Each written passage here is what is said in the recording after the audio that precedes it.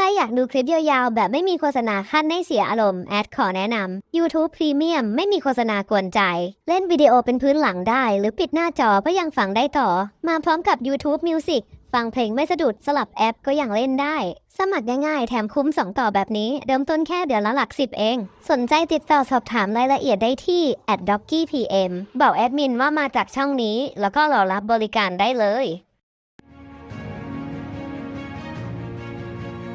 สบายดีทุกคนยินดีต้อนรับเข้าสู่ช่องลาวเกิร์ลออฟฟิเชียลเนาะหรือว่าช่องของพัดสาวลาวคุณคำม่วนนั่นเองทักทายสบายดีและสวัสดีเนาะพี่น้องสำหรับในมือนี้ก็คือเก้าเนาะพัดก็มีเรื่องราวดีๆจากทางประเทศไทย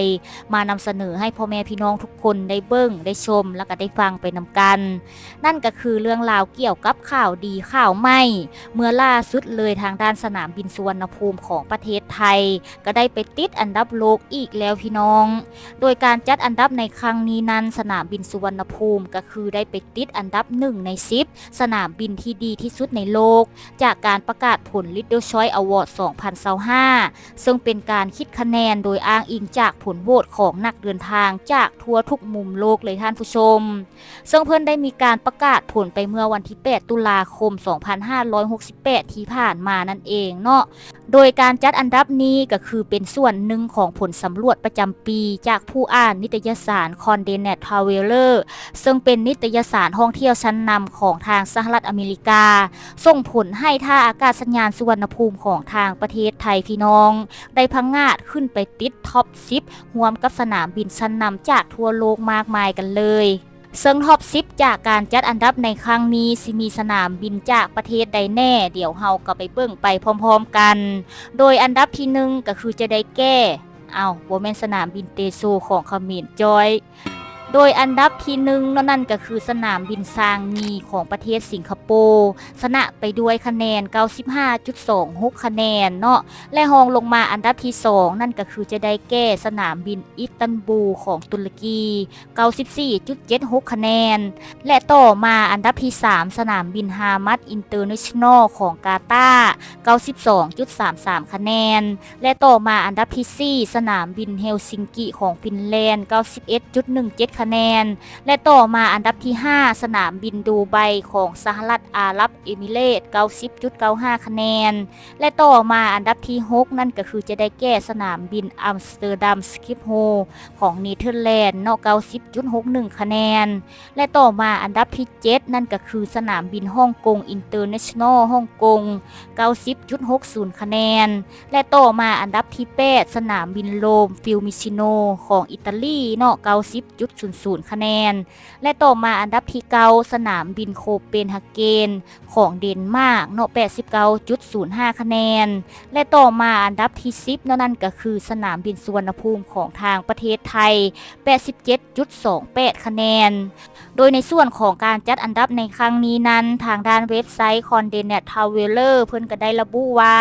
รางวัลนี้เป็นรางวัลที่ได้มาจากผลโหวตของผู้อ่านจากหลากหลายประเภทที่เกี่ยวข้องกับการท่องเที่ยวอาทิเช่นสนามบินที่ดีที่สุดสถานที่ท่องเที่ยวที่ดีที่สุดโรงแรมที่ดีที่สุดและสายการบินที่ดีที่สุดโดยในส่วนของสนามบินสุวรรณภูมินั้นที่ไปติดท็อป10ก็ย้อนว่ายังคงมีแผนพัฒนาโครงสร้างพื้นฐานอย่างต่อเนื่องท่านผู้ชม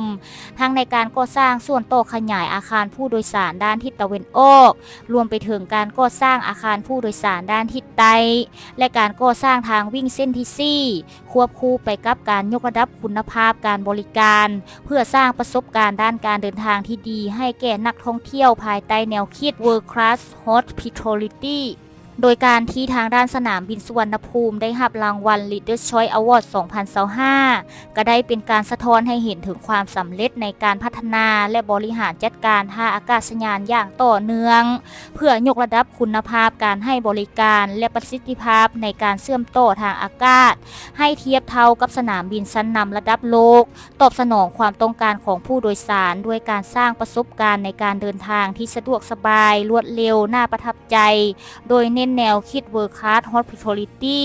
ที่มุ่งเน้นในการให้บริการที่เหนือระดับความใส่ใจและการแสดงออกถึงความเป็นเจ้าบ้านที่ยินดีต้อนรับอย่างอบอุ่น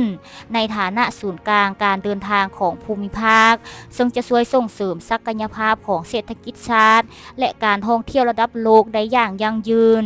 โดยในปีนี้ปีพศ 2568 นี่กับโบแมนเทือแรกเนาะพี่น้องที่ทางด้านสนามบินสุวรรณภูมิได้ไปติดอันดับโลกเพราะว่าในช่วง9 เดือนที่ผ่านมานี้สนามบินสุวรรณภูมิก็ได้ไปติดอันดับโลกตั้งว่าหลากหลายรายการกันเลยเดี๋ยวในมื้อนี้พัดกสิพาทุกท่านย้อนกลับไปเบิ่งเนาะว่ามีรายการใดแน่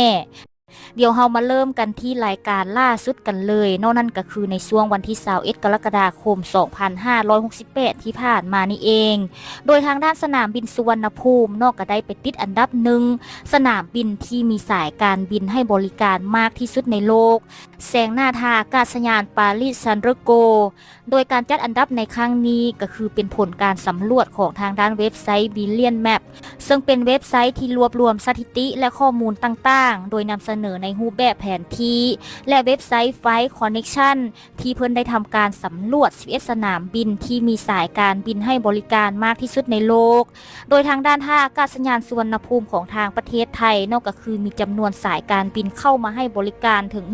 113สายการบินกันเลยท่านผู้ชมและต่อมาเนาะพี่น้องเราย้อนกลับไปในช่วงวันที่10 เมษายน ปี 2568 ที่ผ่านมาทางด้านเว็บไซต์ Skytrax เนาะซึ่งเป็นเว็บไซต์จัดอันดับการให้บริการของสนามบินเพิ่นก็ได้ทำการประกาศสนามบินที่ดีที่สุดในโลกประจำปี 2025 และเพิ่นก็ได้จัดอันดับให้ท่าอากาศยานสุวรรณภูมิของทางประเทศไทยติดอันดับที่39ของโลกเนาะโดยขยับขึ้นมาจากอันดับที่58ของโลกโดยขึ้นมาถึง19อันดับกันเลยจากปีก่อนและนอกจากนี้นอกสนามบินสุวรรณภูมิก็ยังได้ไปติดอันดับที่3ของโลกสนามบินที่พัฒนาได้ดีที่สุดของโลกประจำปี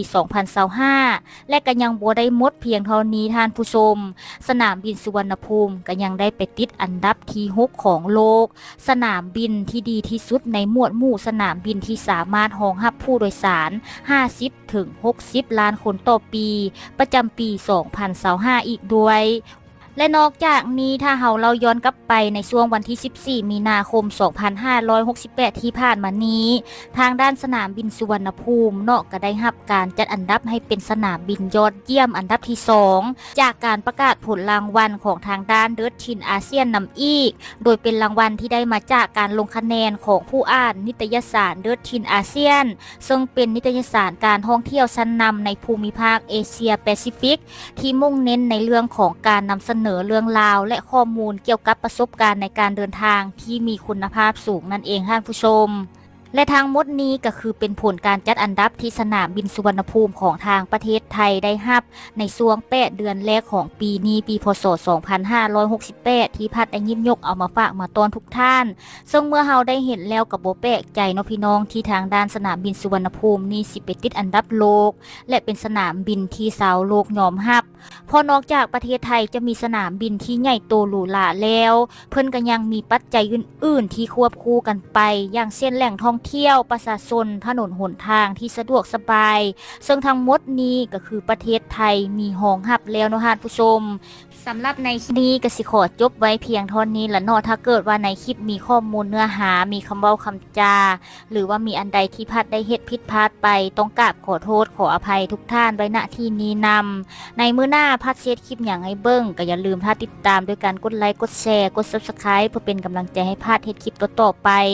สำหรับในมื้อนี้ก่อนจากกันไปก็คือเก้าเนาะมีแต่พัดสิขออวยพรให้พ่อแม่พี่น้องทุกท่านที่เข้ามาเบิ่งคลิปนี้แต่ต้นจนจบคลิปจงมีสุขภาพแข็งแรงปราศจากโรคภัยไข้เจ็บนานาประการเฮงๆรวยๆตลอดปีและตลอดไปเด้อในมื้อนี้พัดต้องขอตัวลาไปก่อนขอกล่าวคำว่าสบายดีและสวัสดีค่ะ